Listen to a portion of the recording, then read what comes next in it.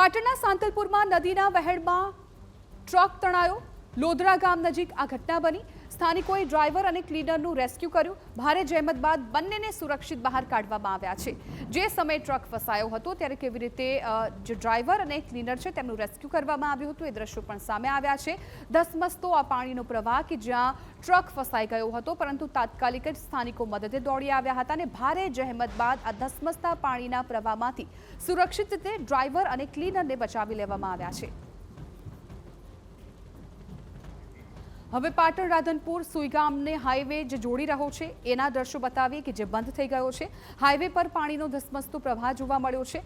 લોધરા નજીક ધસમસતા પ્રવાહમાં ટ્રક તણાયો. ટ્રકમાં સવાર ડ્રાઈવર અને ક્લીનરનો બચાવ થયો છે.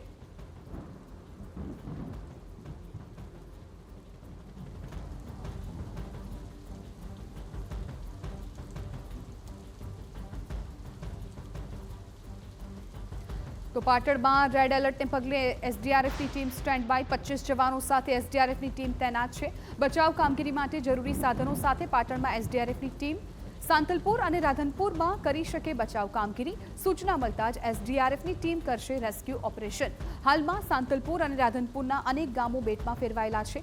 અનેક સ્થળો પર પાણીના વહેણમાં વાહનો પણ ફસાયા હોવાની ઘટનાઓ સામે આવી છે.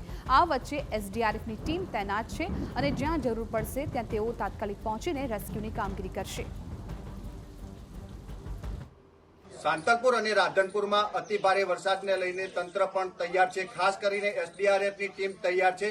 મારી પાસળના જે દ્રશ્યો છે તમામ કહી શકાય તો એસડીઆરએફની ટીમના ઇક્વિપમેન્ટના છે. ખાસ કરીને જે એસડીઆરએફની ટીમના સાથે જે લાવેલા ઇક્વિપમેન્ટની વાત કરવામાં આવે તો 2 પ્રકારની અલગ અલગ બોટ જે છે, તેમજ જનરેટર મશીન છે, તેમજ જે બચાવ માટે જે સાધન સામગ્રી કહી શકાય તો તેમાં જે લાઈફ સેવર જાકેટ જે છે અલગ અલગ પ્રકારના તે સહિતની જે અન્ય તમામ સામગ્રી, તેમજ કહી શકાય તો જ્યાં વૃક્ષો ધરાશાયી થયા છે તેને કાપવા માટેના કટર સહિતના જે મશીન છે. ખાસ કરીને જે વિશેષ પ્રકારની બોટ જે છે, ફાઈબર બોટ આ સમયે સાથે લઈને એસડીઆરએફની ટીમ પહોંચી છે. રબર બોટ પણ અહીં છે અને જે કહી શકાય તો એચબીએમના જે મશીન જે છે બોટ માટેના, તે અલગ અલગ પ્રકારના જે મશીનો સાથે એસડીઆરએફની ટીમ માત્ર રાહ જોઈ રહી છે કે ક્યારે તેમને આદેશ મળે અને બચાવ કામગીરીમાં જોડાય. સુનિલ પટેલ, TV9 પાટણ.